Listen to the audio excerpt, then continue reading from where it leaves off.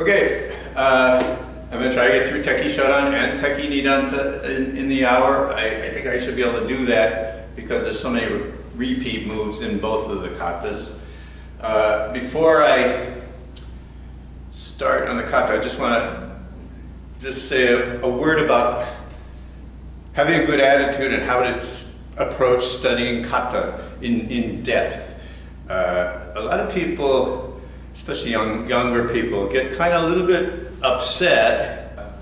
They get upset when say things like, I learned it this way and now they're telling me to do it a different way, when they perceive that there's a change in the kata. And so there's this consternation, but this is not the best attitude. These are the people that are like this are people that they kind of want to learn something and then put it in the box and forget about it and learn something else. But it reminds me of something Sensei Takahashi said to me one time. He said, in JKA we don't study karate widely, we study deeply. And what he meant was, we don't collect thousands of techniques. Rather, we study and refine a smaller number of techniques so we can really understand and do them well. And the kata that we study in JKA reflects that. Of over 100 Okinawan kata, we only do 26 of them. And Sensei Funakoshi advocated doing fewer. So the thing is that each time you hear somebody has a different interpretation, you should embrace that and help that with your study. In summer camp, I'm always asking the guest instructors, what's the meaning? What's the bunkai? And it's not because I don't know the answer or an answer. It's because I want to hear what that instructor's take is on the movement. And then I collect them and start the composite of what all these people with all this experience think helps me to more deeply understand. Okay, so at that, we'll start with Tekki Shodan. Let's do the kata together once, and then we'll get into the analysis. Tekki Shodan! Ich, ni, san, chi, wo, rok, shi, hach, ko, jo, ich, ni, san, chi, go, ich, ni, san, chi, go, ich, ni, san, chi, go, rok, ich, shich, hat, kiai, yamne. Okay. First movement, Tekki Shodan. Important here is make sure your wrists are straight and your arms are in the correct position. What's the position? Same outside block, down blocks, same position as here. And covering the groin area. I like to superimpose my middle fingernails, make a clean look, but that's not super important. That's what I do. First movement is just kamae, and it's done slowly. This way. Then quickly into the next movement. Whenever we have these slow kamae movements, they're different from slow movements where we're focusing the technique. Okay, when we're making kamae, we make the movement and we slow down, and then we make the next movement just about the time we would stop moving, but just before we stop moving. So you don't want to go dead. You want to be moving, settling down your weight, and then start the next movement. Okay, next one is Fumikomi and Kakuzu uke.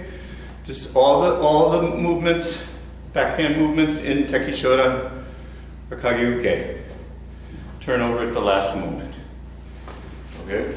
Fumikami, this one is a always knee comes up center, goes in an arc, and stomps downward. So I'll just talk about, there's lots of fumikomi in both all the Tekki Kata. So I'm just going to talk about it once. A lot of times the references don't say much about bunkai for these. And so it could mean always could mean you're stomping on somebody's foot. So you can figure out where that might be. But I like to think another reason is you can guard against front kick coming from the front, similar to Basai Dai. This before these moves. Guard against the front kick, and then stomp your foot down. Okay? Stomping the foot down doesn't necessarily mean you're making. It can be incidental, because once you're from this position, when you go to the side, to get there quick, you pretty much have to put the foot straight down, so it's going to make noise. So you're either jamming the kick, or the kick's coming and you're pushing it to the side with your knee. So if you think of that, you can think, oh, I could see that happening widely in a Tekki Kata, where perhaps there's a wall to your back, or a cliff to your back, and that's why you can only move in one direction. Okay, from here, Mai and Piuchi. Okay, it's very important to get your upper body all the way around. This feeling is grabbing the opponent, pulling him into your elbow. This is just kamae, get ready. The important thing here is don't pull the shoulder back. A lot of people are this way. You should be just relaxed. Relaxed and watching. Okay. Next, Geiran Barai. This movement is actually one of the hardest movements, especially for beginners in the kata, because the blocks take a very short course right from your hip, and nothing else is moving. So to get focused with this movement, you have to slightly relax the stance in the hip, and then let everything down here snap. This part snap, armpit snap down. Remember I said one of the other things, if you think of down block as a punch, you'll get more snap under your armpit. Your whole body must go refocus. So beginners just always this way. Nothing's happening here. So it takes a lot of practice. Next, Kakuzu, hooking punch. So we talked about this a little in Heian 5, but this time it is hooking punch. Kakuzu. What I said last week was, do not come around the block to hit a target that's here. It doesn't make any sense. All you're doing is using your shoulder muscles. You want to come short, of course, as possible, and go directly to the target with the elbow, brushing the side on the way out. To get maximum focus, you actually have to cheat a little with your shoulder. Your shoulder muscle goes a little bit out. So you're squeezing a little more with the front pectoral than the lats. A little bit out. Creates a little more space here, but it also locks in this front part tighter.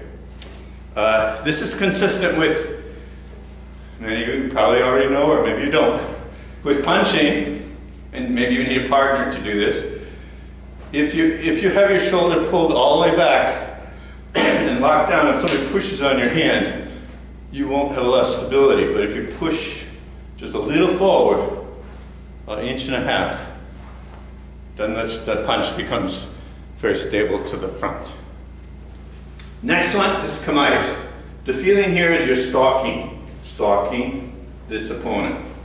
But you're also leaving this part open to the forward opponent and kind of making him think you're not watching. So you stalk, you settle in, you don't stop, and quickly come to here. Uchiuke, inside forearm block. This block must be done square, because if you swing your body, all you're doing is taking more time and becoming less stable. So from here, it should be pretty square throughout. Pretty square. Don't swing your body at all. So the correct way, advanced way to do this is go.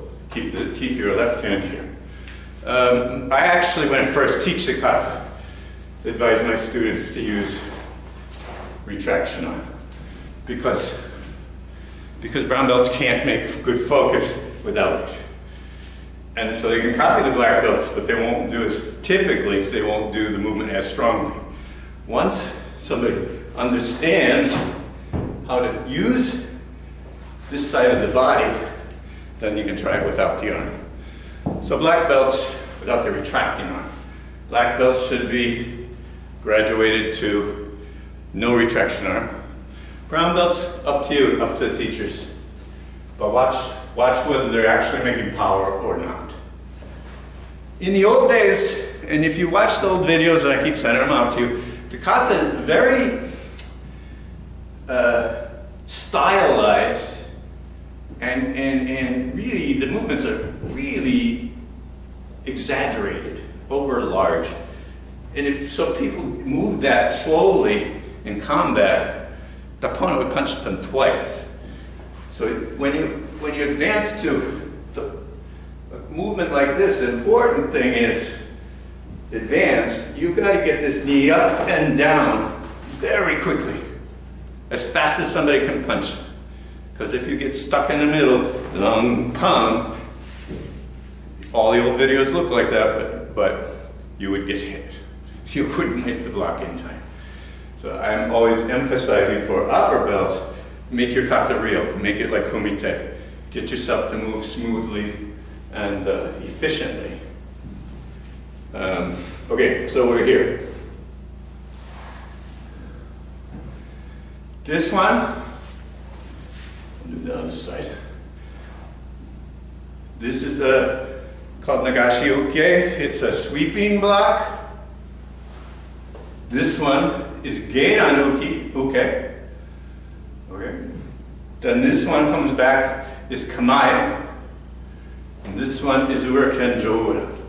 This is what it's in the current book. This movement has an interesting evolution going from the oldest text to the new one. And interesting to me anyway. So I'll talk about that. So now it's this way, and I'm watching the tournament people in doing kata, Tekki kata, which they only do during the first round of eliminations, along with the hand kata. Because I didn't mention, Tekki kata is considered an exercise kata. Is not considered an exhibition kata. So you will not see hand, Tekki Nidan, Tekki Sandan in a JKA tournament, unless somebody doesn't know any better. They just consider them to be, like, it would be like doing basics in a tournament. But that's it. Okay, so Karate Do Kyohan says, this is Geiran Uke. The text says, this is Shodan Uke. Okay? And Sensei Funakoshi, and the text says, this is Uraken. In Sensei Funakoshi's video, he comes Shodan Uke and goes Urazuki very clearly. So something about the text and the way he actually did it was different. The picture in the Karate Do Kyohan shows a Jodan Uke. So these are different. Nagashi Uke sweeps back. These focus here briefly to take a punch to the side.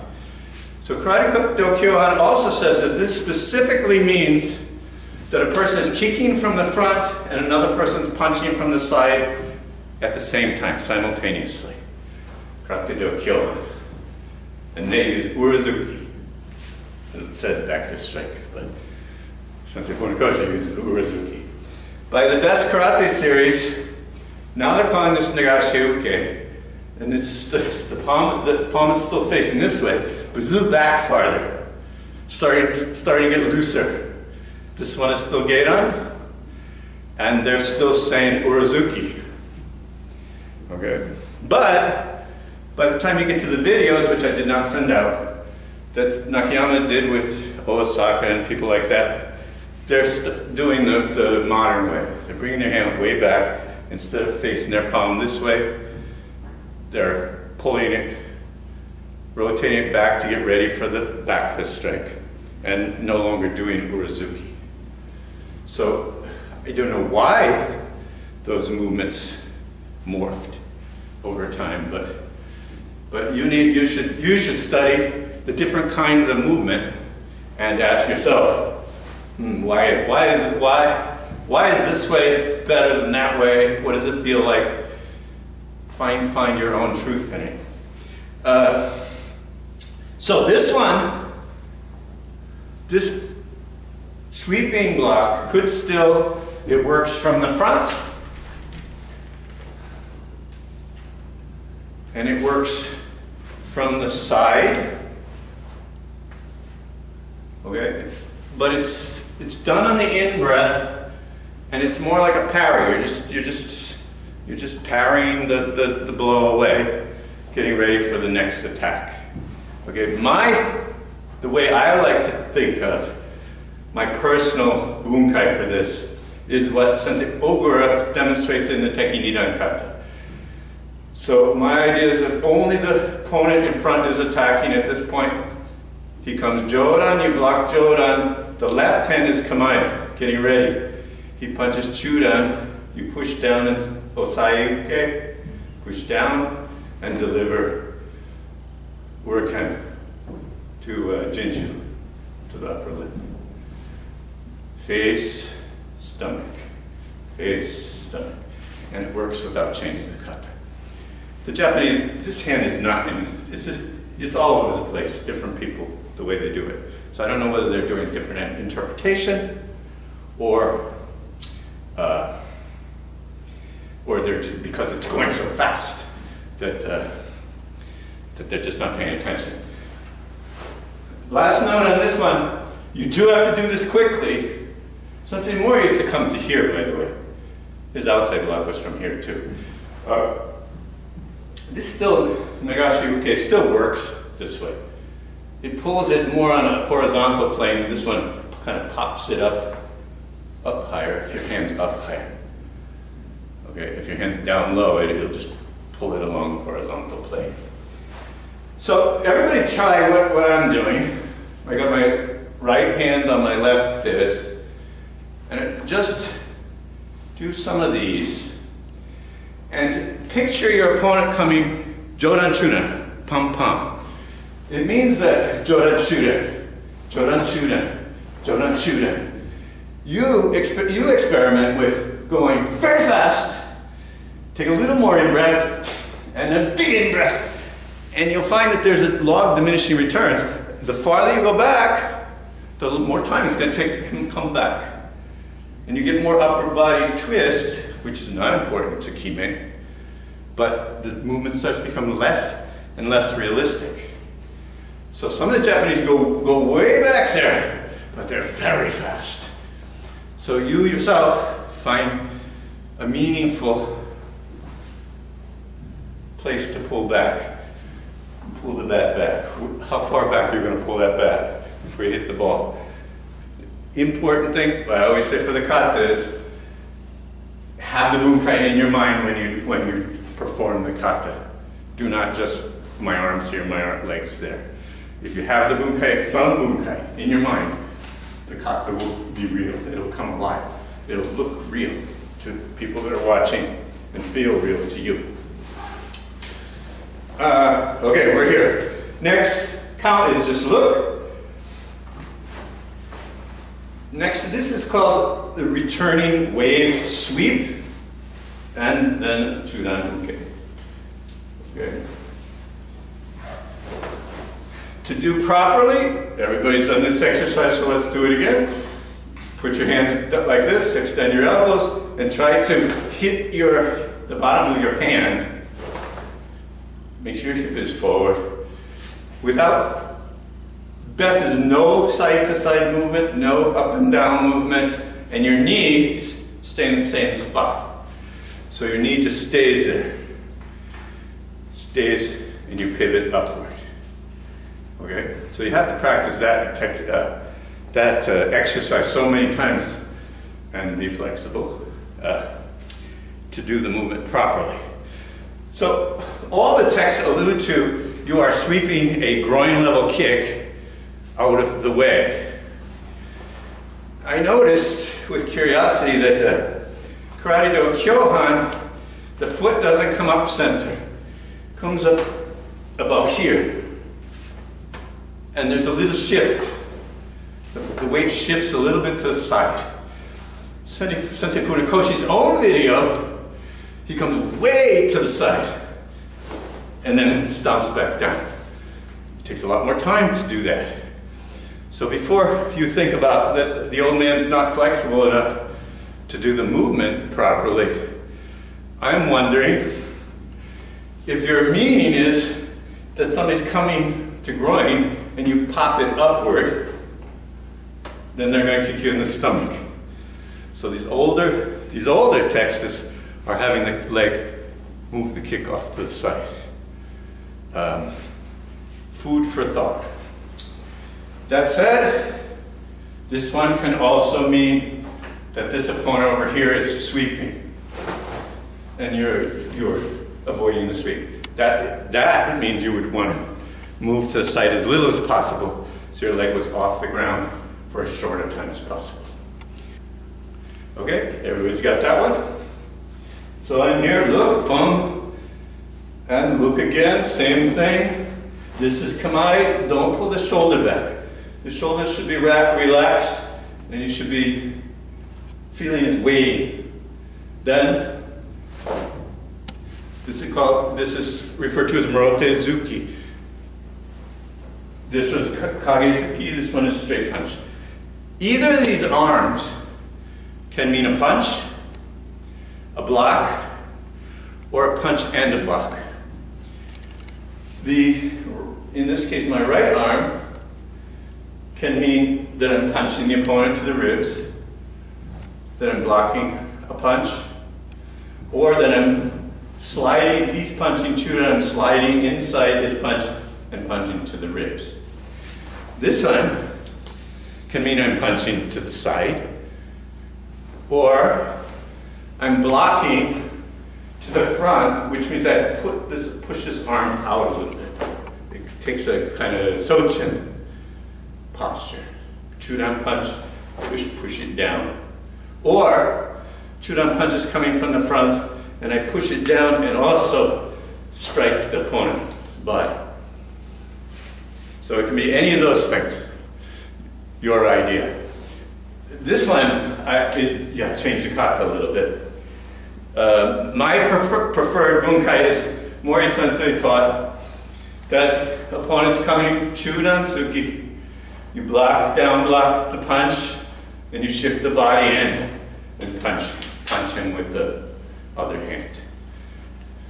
Down block, counter, same time.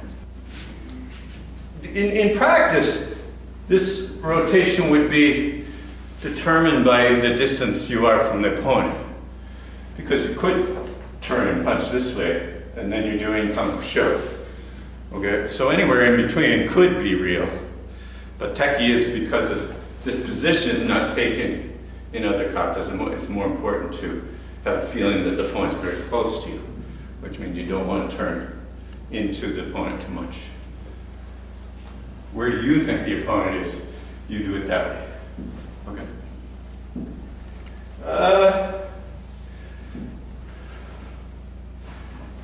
Then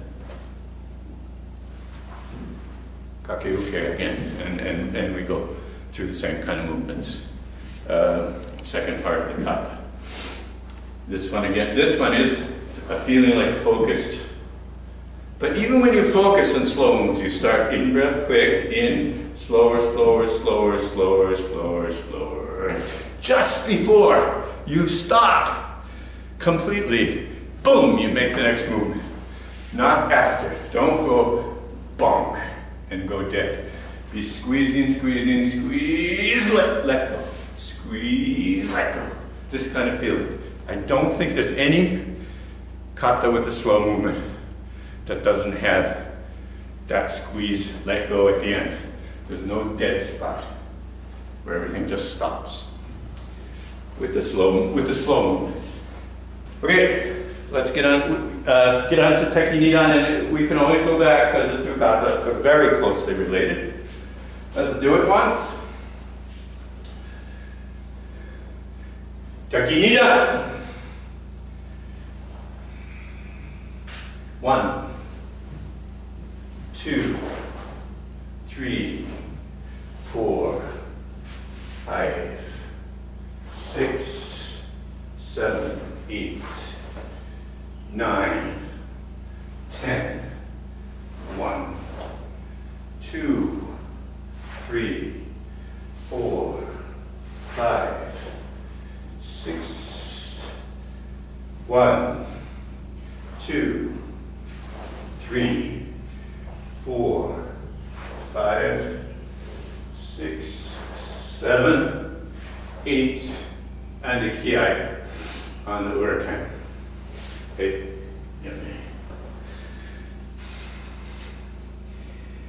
First, the movement. In the book it says this is kamae. So the hands come up and then get a little wider. Right, this position, the strongest, this is the same as jion, just either hand. And the important thing is that your forearms are your chudan level, nipple level. Your forearms are parallel. They're from elbow to wrist, they're pointing at each other, your forearms. So you're not back like this, you're forward a little bit. Okay? And all the references say, even though it's called a kamae, meaning you're just watching to the side, say this means somebody's grabbing from behind and you're picking them up so their arms are now like this. Okay, so by coming up with the arms and down with the center of gravity at the same time, you have two opposing forces that allow you to escape from shoulder grab. Funakoshi, from this position, moved his arms very little to go to this one. Okay. This, but now they say come to here, and this is chudan uke, this hand, and this one is kamae. It's just a make position. This coming up like this, the only purpose that I can gather is that if the opponent's here, you can actually throw at least the right arm off of you, like coming inside his arms and then going apart. If you only throw your right arm, only his right arm will fly. And this is kamae, and his left arm will still be here, which might be okay if you make the next move quick. But if you modify it just a little bit, and you go a little to the side with the left arm, you can throw both arms off. He's like this, you get in between, throw the arms up. So that's the feeling of the move, regardless. But you can't forget that you're waiting for this opponent to attack. So this has to be done as soon as he makes his move, very quickly. You cannot go 1, 2. It doesn't make any sense. You have to go up, down, very quickly, smoothly to this position. Okay. Next, if you're still thinking about the guy who's trying to grab you, somebody's kicking from the front, you block with straight elbow, and the fact that your body is moving the opposite way of the block is the reason you can make this block. But you're also moving away from this opponent who's grabbing you. You're moving away from him. So that could be the escape. So this move, block front kick from the front kick from the side. This is very difficult.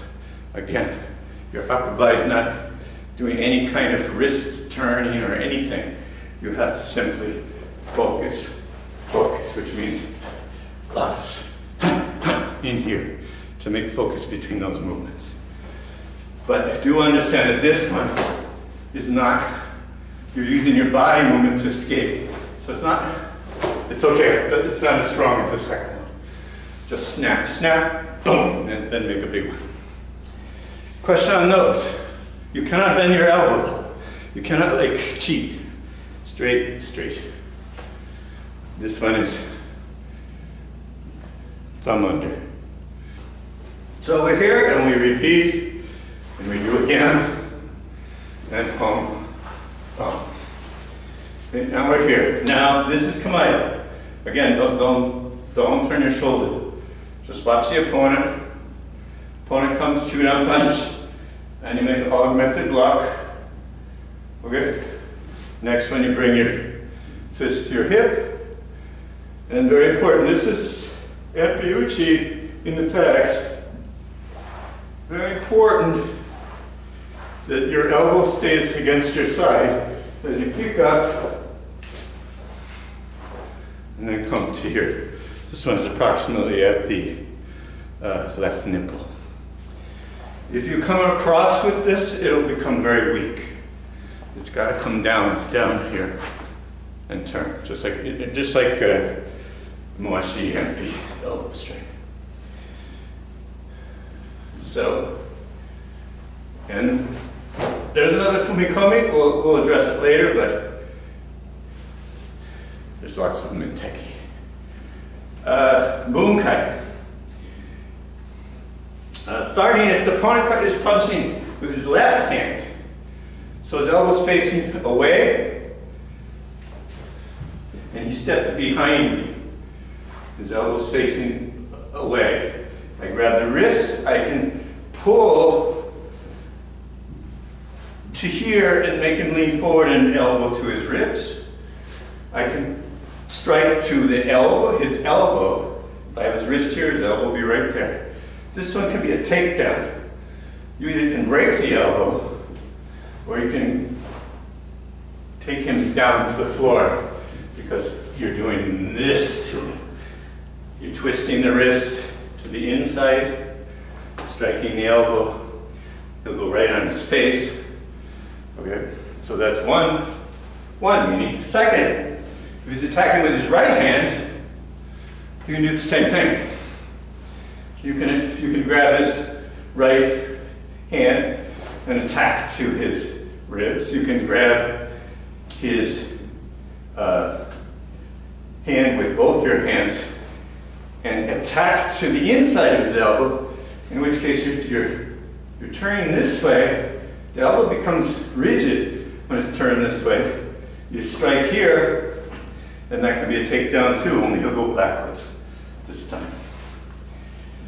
Or, if you take a wrist, and you go from this position and turn it all the way over with your elbows in tightly to this position, you're turning him like this, and he'll go over if you make good leverage. The key is don't let your elbows come away from the body if you mean that to be just a throw.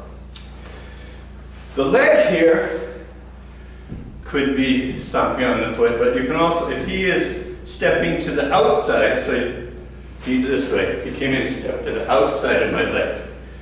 So when I come here and pick up, I can attack to his stance, right inside his knee. And when I go like this, it'll throw him over my leg. Okay, so all those interpretations are fine. In fact, practice so you can do it. You can do them all because none of them require any change to the movement. Okay, we're here. This one is called Tsukami Uke. It's a grabbing, grasping block. Comes from the top. The important thing about this is, and you're either grabbing the opponent's wrist and your hand's in the position like that to naturally do that, or perhaps he has a stick or something.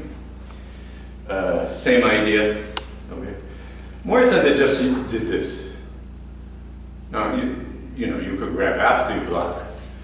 In the Karate Do, the best karate series, they went like this. They block with the hand open, but still horizontally. So this one means block and grab at the same time. This one means to grab and push down so the opponent's coming in, you're making him go like this. Okay? Tsukami uke. Okay, so that's the way they want it now.